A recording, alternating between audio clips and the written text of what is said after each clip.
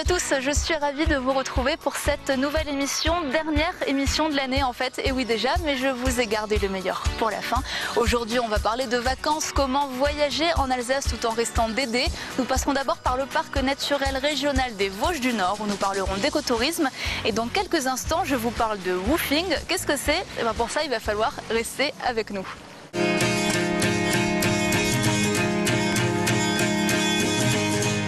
Le parc naturel régional des Ballons des Vosges s'étend sur l'Alsace, la Lorraine et la Franche-Comté, un territoire sensible où la nature et la biodiversité doivent être protégées. Alors pour sensibiliser les visiteurs, le parc a notamment développé l'écotourisme. Qu'est-ce qu'on entend par écotourisme ? Alors, l'écotourisme est un tourisme axé sur la nature, sur la découverte du patrimoine naturel, patrimoine culturel également, avec une composante éducative et aussi, ça c'est important, qui contribue au bien-être des populations locales et qui implique les acteurs du tourisme dans la construction des produits et l'élaboration de la stratégie touristique. Donc c'est avoir un peu moins ce côté touriste consommateur qui vient acheter, qui vient voir, qui vient prendre de la carte postale. Là on essaye de s'imprégner un peu plus du territoire et d'être conscient peut-être de ce qui peut tourner autour de l'endroit. Complètement. Il y a la notion de tourisme durable qui a émergé il y a quelques années en parallèle avec celle du développement durable. Donc l'écotourisme reprend ces grands principes-là et il ajoute vraiment la composante éducative où on n'est pas là juste effectivement pour survoler un territoire. On vient dans un territoire pour le découvrir, partager avec ses habitants. Alors, le parc naturel régional des Ballons des Vosges où nous sommes est assez en pointe sur ce côté écotourisme, en tout cas essaie vraiment de développer cet aspect-là plus que du tourisme normal, on peut dire. Pourquoi ? Tout à fait. Alors le massif des Vosges en lui-même est déjà un territoire très fréquenté en matière de tourisme et ça fait partie des missions d'un parc naturel régional. Le parc naturel régional des Ballons des Vosges a toujours cherché à promouvoir ce type de tourisme puisqu'on a quand même un rôle de préservation de l'environnement, de développement du territoire, mais développement durable des territoires. Il faut privilégier un hébergement qui prend des mesures pour préserver l'environnement et puis qui essaie aussi de sensibiliser ses visiteurs à la découverte du territoire et du patrimoine local. Un hébergement respectueux de l'environnement et puis aussi des activités qui préservent l'environnement. Donc on exclut les loisirs motorisés, par exemple. On va plutôt être sur de la découverte en randonnée, en mobilité douce. On va inciter vraiment les personnes à trouver d'autres moyens que la voiture individuelle pour circuler et pour découvrir le territoire du marché, vélo, transport collectif. Exactement. Et là-dessus, en matière de transport collectif, eh bien, il y a la navette des crêtes qui a été remise en service là. Et vous avez aussi la découverte des produits et des savoir-faire. Il y a toutes les fermes auberges, quand même un réseau très important. L'Alsace est en pointe en termes de gîtes écologiques, comme celui-ci à Katzenthal. Vignerons bio, les Clures adaptent leurs convictions à leur gîte dès son ouverture. Une construction écologique, mais aussi des activités avec piscine naturelle ou mise à disposition de vélos. C'est un peu notre mode de vie et un choix personnel. Et on est parti après de l'idée que nos vacanciers qu'on accueille, nos hôtes, voilà, c'est aussi un message à leur faire passer et d'une manière tout à fait ludique, conviviale et sans contrainte, en les plongeant au quotidien dans ces choix. Que ce soit l'éco-construction, que ce soit des matelas bio, que ce soit des petits déjeuners avec des produits locaux, fermiers, de l'agriculture biologique, la récupération d'eau de pluie, l'eau chaude solaire, enfin voilà, toute la panoplie. Pour des vacances farniente et balades, c'est fait, mais maintenant fini la rigolade. On va voyager en retroussant ses manches. Cela s'appelle le woofing. Non, ça n'est pas l'action d'imiter un chien qui aboie, mais un acronyme anglais derrière lequel se cache un réseau mondial mettant en contact depuis 40 ans des fermes biologiques et des voyageurs souhaitant partager leur quotidien pour quelques jours ou quelques semaines. Le principe est simple, quelques heures de travail en échange du gîte et du couvert, 2 clics sur internet et une cotisation à l'association donne accès aux 800 fermes françaises participantes participantes, mais aussi aux milliers d'autres autour de la planète. En Alsace, elles sont une petite dizaine, parmi elles la ferme du Chamon sur les hauteurs de Sainte-Croix-aux-Mines. Bernard, éleveur de brebis, accueille des woofers du monde entier.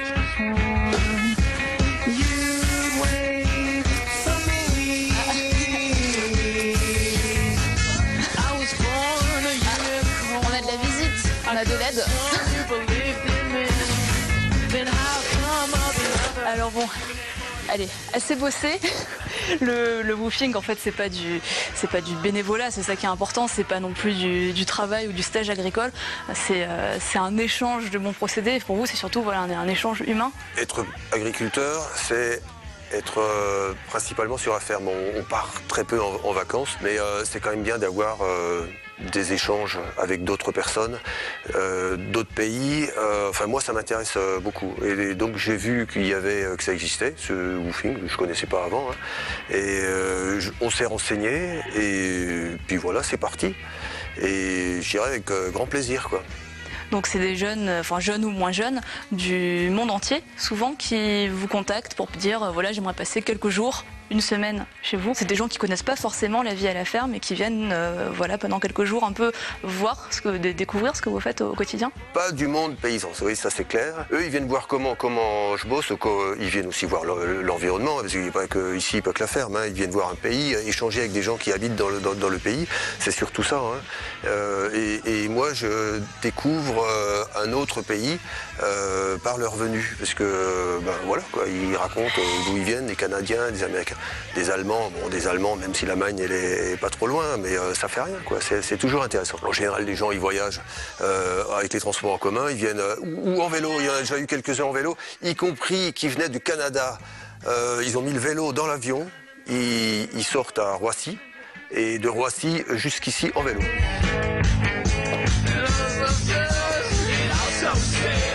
Alors ici on dort à la bergerie. Suivez-moi, c'est vraiment la vie à la ferme.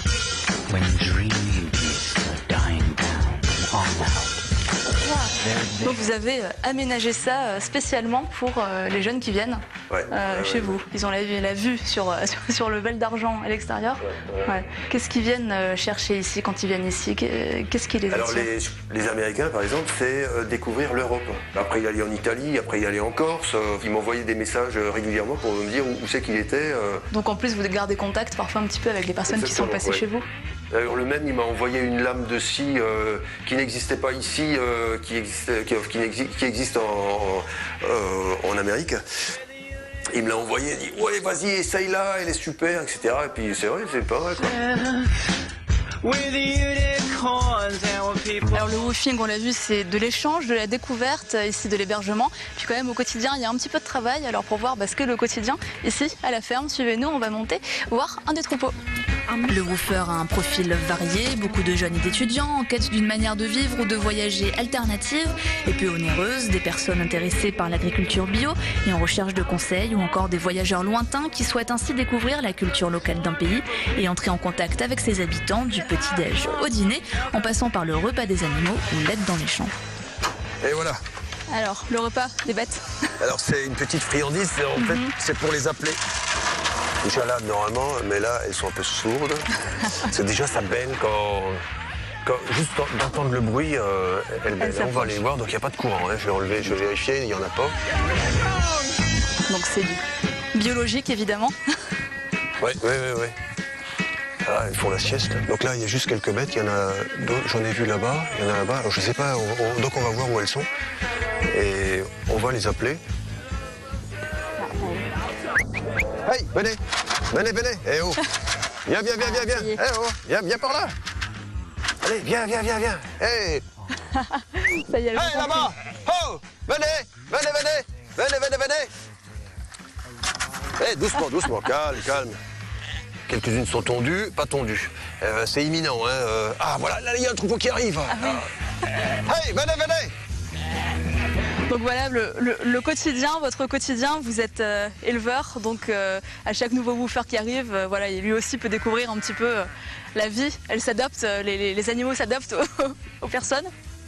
Ah bah oui, sans problème. Alors, il va regarder ce que je fais. C'est déjà la première chose. J'ai pas puisqu'il vient, il sait tout faire.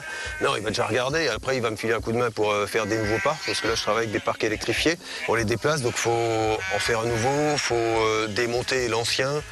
Et toujours avoir un œil, enfin ça c'est moi, hein. Moi j'ai toujours un œil sur les bêtes, voir que tout se passe bien, qu'il n'y ait pas de blessés ou de bêtes qui soient à l'extérieur ou n'importe qui soient dans un coin aussi, toute seule. Ça c'est, ben voilà, je fais mon boulot quoi. Là je les ai mises hier matin, vers midi là-dedans, et avant elles étaient dans le parc juste à côté.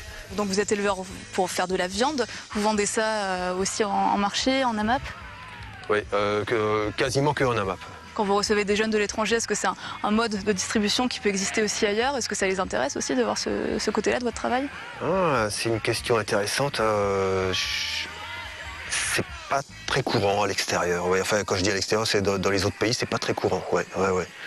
Et ils sont intéressés par ce mode de distribution. Alors moi-même, je vais chercher des produits dans des AMAP, enfin que ce soit des légumes ou des produits laitiers. Et donc ils m'accompagnent et ils sont toujours très curieux. Hein. C'est des gens qui sont curieux de par nature, ce qui est normal. Hein. Voilà, je me suis fait des amis, c'est bon. Voici l'heure de quitter à regret les brebis et la montagne. C'est là que s'arrête cette émission et cette première saison de l'Hebdo du Dédé. Merci de nous avoir suivis de Fribourg en Allemagne à Wintersbourg en Moselle, en passant par Orbé, Geutertheim, Thann, Muttersholz. Et en attendant la rentrée, je vous propose de revoir nos meilleurs reportages. En juillet et en août, découvrez ou redécouvrez les bébés écolos, les transports verts en Alsace, le zoo Mulhouse, le recyclage des déchets. Bel été et bonnes vacances à tous, on se retrouve dans 2 mois. Salut. Pas d'agression. Elles ont ça. Qu'est-ce qu'il y a? T'es triste? Bonjour. Salut.